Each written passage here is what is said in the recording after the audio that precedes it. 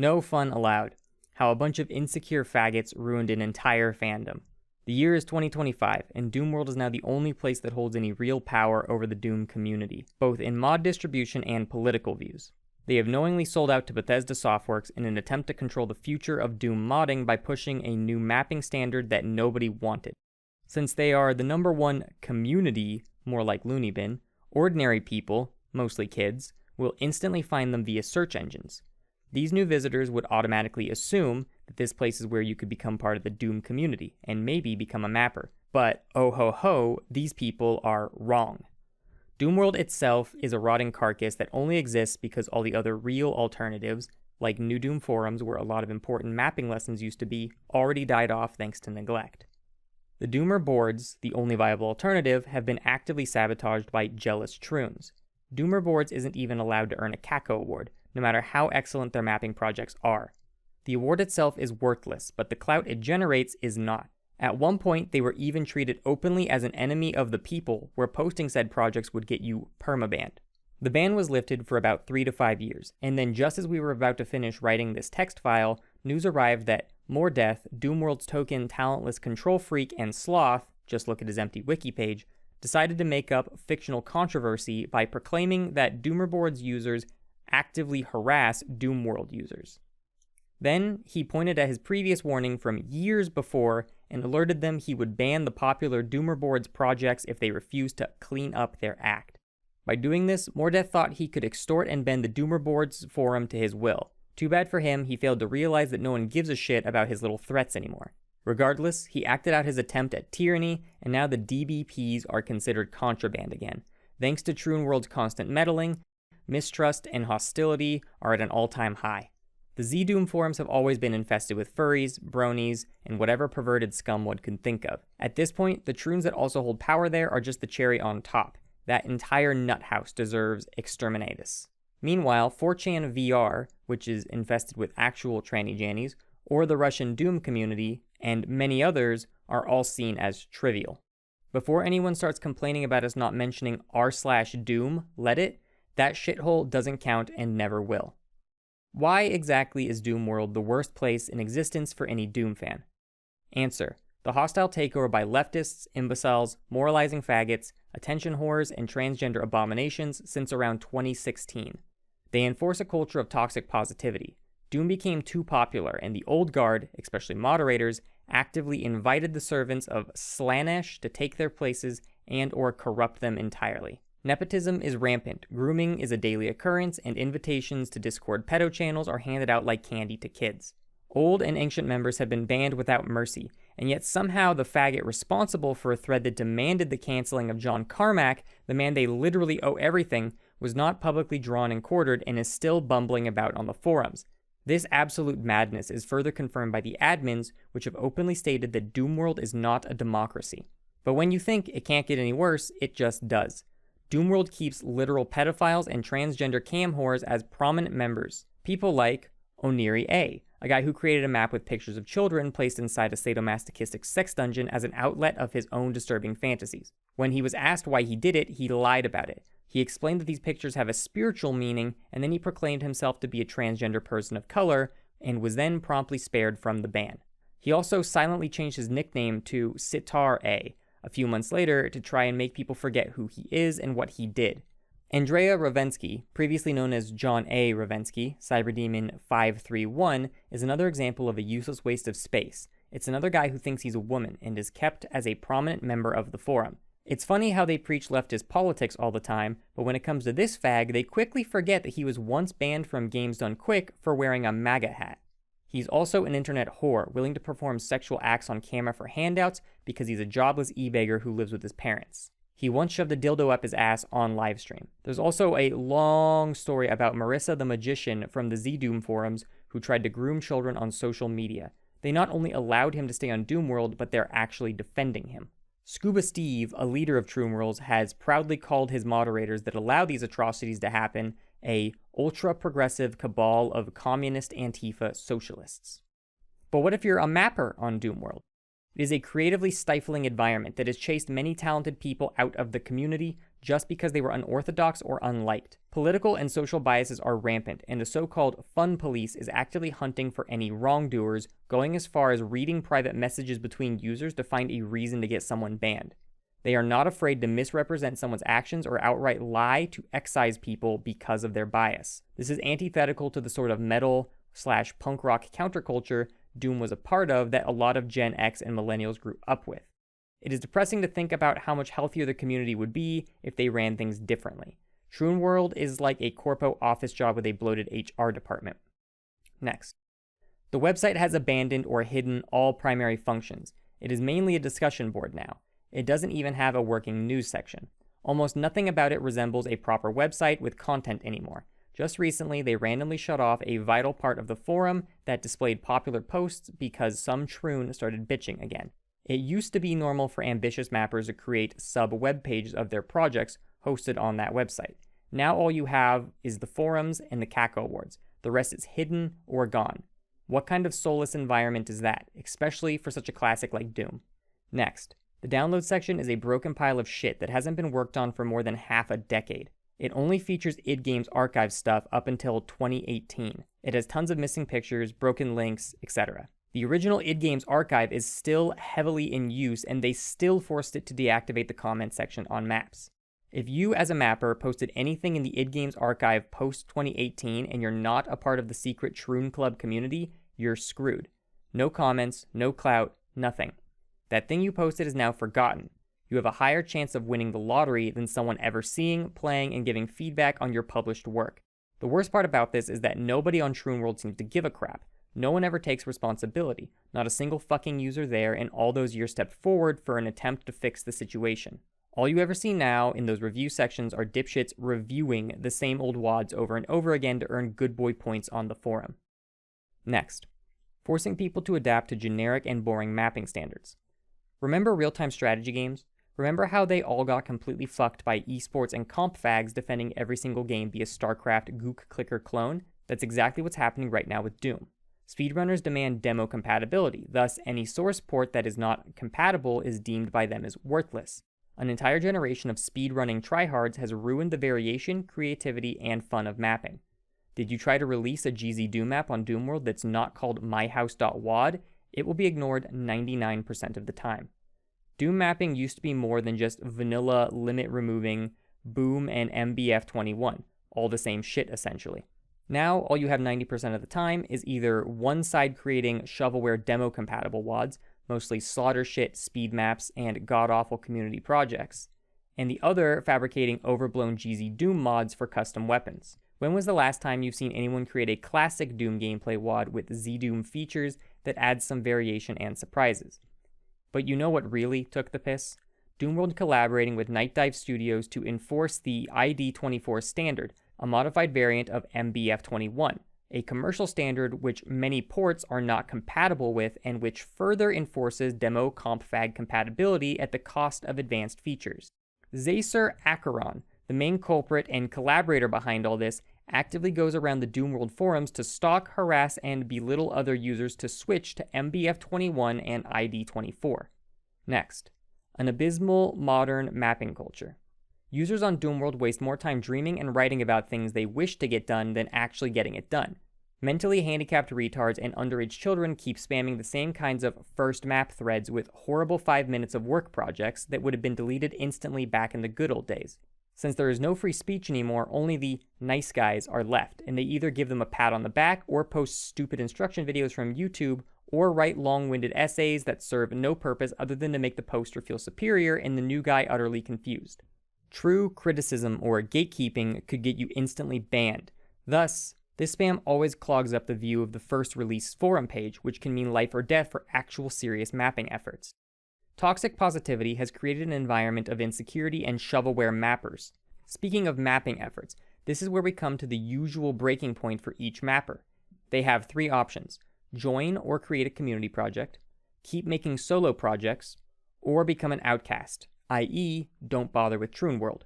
The Kako Awards have been a joke for a long time. They are nothing more than a gimmick for the cool kids club to ego jerk themselves and their overrated works at the end of each year, usually voted by the same people who call all the shots from around the forum it's not uncommon for these same fags to vote for their own works or the works of their forum friends and suck-ups. They then claim that the awards are an unbiased tradition. What is awful about these awards is how they contribute to the declining mapping culture by creating standards that go against what classic Doom is all about. Fun and quality gameplay are usually thrown out the window for dogshit maps and megawads that are considered art by a bunch of people on estrogen pills. Needlessly over-detailed, colorless abominations with repetitive visuals, desaturated or oversaturated palettes, or they all look like Sunder and Sunlust clones. These are the only things that get any praise. As a result, the forums got invaded by newbie mappers who all make the same repetitive one-color high-contrast void slaughter maps over and over without having a shred of experience with the original IWADs, Doom, Doom 2, etc., and will never achieve a basic understanding of what makes Doom great, all because they want to have a shot at a CACO award. 1.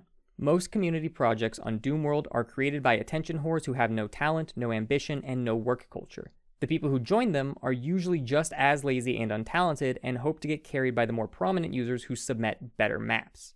There have been untold amounts of community projects that were either banned, delayed for years, half-assed, had to be finished by someone else entirely, or had an insurrection where the original guy was kicked out. Many more never even had a proper start.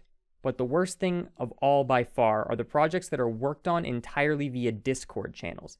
Imagine trying to get anything done in the chaotic environment of endless spam that's filled from top to bottom with trannies, which cry all day long about their miserable lives and then get absolutely nothing done, only for it to end like Kurt Cobain before even half of their map is finished. A lot of hosts also start community projects and lead mappers by the nose for months, only to then abandon them for made-up reasons and then never get punished for it. The incompetence goes as far as some hosts not even being able to make a proper square room in Doom Builder or don't know how to use Slade 3 to pack a WAD file. That's not a joke, it really isn't. Why are handicapped kids who don't know what Slade 3 is for allowed to trick people to make maps for them with no immediate consequences? Another good example of poor community project management are otherwise capable mappers who can lead community projects but don't follow their own deadlines because they're afraid to offend someone or because they can't bring themselves to release a community project with less than 32 maps. It's not uncommon to see community projects with set deadlines wait for over a year or sometimes 10 years like that Udino bullshit for mappers to then maybe finish their works. It's basically a waste of time for anyone who joins such projects. They bust their asses to make their maps on time only for the project to then get delayed for months because a handful of morons who want to drag the whole thing down. Most of these idiots think they have what it takes to make something the likes of the venerable Community Chess series, from which they usually take textures from. But here's the difference. When the community chests were made, Doom was still a true niche fanbase, with very dedicated and talented hardcore nerds that didn't cut their dicks off and procrastinate all day long. 2. Solo projects.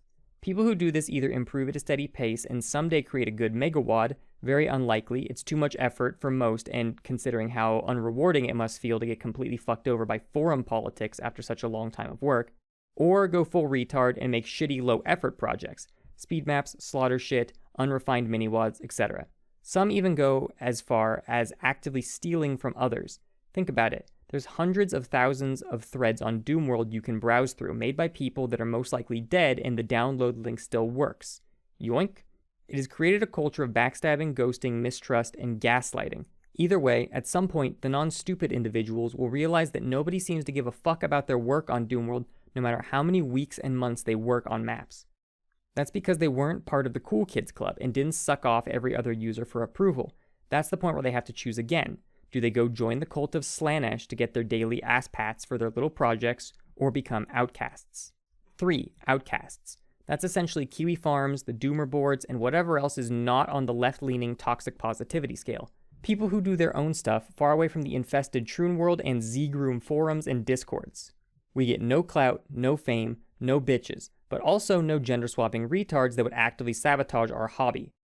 We're branded as filth, as Nazis, the usual. We just like to create maps and voice our opinions openly, no matter how offensive it is. Fuck your feelings. Next. The Doom wikis. They're all connected to Z-Doom and Doom World, so the following all makes sense. They're poorly maintained and sometimes downright useless, missing information on critical subjects everywhere. Some pages are written without any useful examples or any proper guidance and force you to go up and down an article tree until you actually come across a solution for your problem, if at all. If you're a mapper who wants to learn new things, you're forced to browse through decade-old WADs and copy-paste functions from them, browse forum posts, or repeatedly ask for help in discords. Some asshole will read this part and go, lol, skill issue. But let me ask you, what the fuck would you do if you're new to mapping and suddenly, for whatever reason, all Doom forums vanished and you got the error r_texture num for name : sky3, or I_signal_handler : exiting on signal : signal 11 in your DSDA or PR boom ports? Go fuck yourself. TLDR, do not trust Doomworld, do not mingle with mentally ill retards and their enablers, and most importantly, never cut your dick off. Your lovable chaps, ArticleWriter and Zacharin X. While I don't use Doomworld much or follow what happens with the Doom community too much, I can empathize with a lot of the points ArticleWriter and Zacharin X make, and while the truth of the matter might lie somewhere between their claims and the potential response defending against their claims, I have seen parallels with what they're claiming is happening, but with the Quake 3 community. Quake 3 is this really obnoxious fucking cool kids club who all actively seem to be purposely running the reputation of the game and its communities into the ground specifically so they can try to monopolize any and all small activity that might come in Quake 3's direction. I've been hosting Quake 3 servers for more than 3 years now, and I've run many events for the game. The main Discord has a list of servers players should check out, but the last time I checked, every server on that list was dead except the FPS Classico ones, which are the servers that the admins of the main Quake 3 Discord are also moderators of. When I tried to get my servers, which at the time were very alive since we were doing twice weekly server populates and exhibition matches, I was told I couldn't put my server on that list. The flimsy reason they gave me was that servers were too new and they didn't want to update the list all the time with servers that might not stick around. Makes sense a month into me making my servers, not so much 2 years into consistent uptime of them. I was once chastised for telling new players who joined what the active servers in the community were, asking for their region and telling them the most active groups within their region. MSK, Steiger's servers, my servers, FPS Classico, Q3 Retro, Adults Only Quake. Yeah, I was told I was doing a bad thing, and an admin stepped in and linked a server tracker saying, here's an unbiased list where you can see the most played servers. Guess whose servers are all on the top of that list? Oh, the servers that this person was an admin for the community of and a moderator for those servers. What a surprise. A list full of the same server multiple times but with different ports. However, those different ports all lead back to one of the main servers. I don't even know how to get something like that to work, despite how long I've hosted game servers, because it's not something I ever thought I'd need to do or want to do. It's a ruse to make it look like they've got more servers than they actually do, full of people playing, which doubles or triples their listings without actually needing to have that many servers. Want to know what else is funny? There was an unfreeze client you could download, which they claims makes it easier for new players to get into Quake 3 and start playing, but last I checked, which was a while ago, so maybe it's changed, that client couldn't actually play with bots, and the server browser literally only showed FPS Classico and unfreeze servers. Their goal isn't to get more people to play Quake 3 because it's a game they love. Their goal is to poach as many new players as possible and blind them to the rest of what everyone else is doing with this fantastic game, while indoctrinating people to think like them to give the rest of Quake 3 a bad name. They have seemingly purposely run the general hub for anyone new trying to get into Quake 3 into the fucking ground so they can sneakily direct them towards their servers because they have the power. And they try to cancel and remove your ability to play Quake 3 at all if you defy them. They're not a group of old guard pros employing healthy gatekeeping. They're a bunch of Melvins whose strategy to maintain popularity is to keep everyone else down rather than contributing to and elevating themselves and those around them. Back when I was hosting exhibitions, I was told by an admin of the Unfreeze community that if I didn't ban 2 people they personally didn't like from participating in my events or playing in my server while I was streaming, then I was not allowed to post information about the events I was hosting anymore in the Unfreeze community, which at the time was literally the only place anyone who played Quake 3 was. These players weren't cheaters or anything, they were just people who, personally, the admin didn't like, and maybe they had started some drama in the Unfreeze community. This is how they operate. They're not content with just kicking people they don't like out of their community. They want to make sure those people literally have nowhere to play Quake 3 ever again, and making sure everyone who plays in their servers is part of how they facilitate this. I told them I wasn't going to ban people from my servers for drama elsewhere, and they would be judged based on their actions in my servers. I was very respectful about this, and I even adhered to their wishes to not talk about my servers anymore, which would have been enough for them had I a smaller following. Unfortunately, I still had just enough players interested in participating in my exhibitions and freeze tag populate nights. So people in their servers began PMing newer players in my servers, harassing them and spreading lies, trying to convince people that I was a piece of shit who sides with sexists and liars because I don't ban horrible people from participating in my events.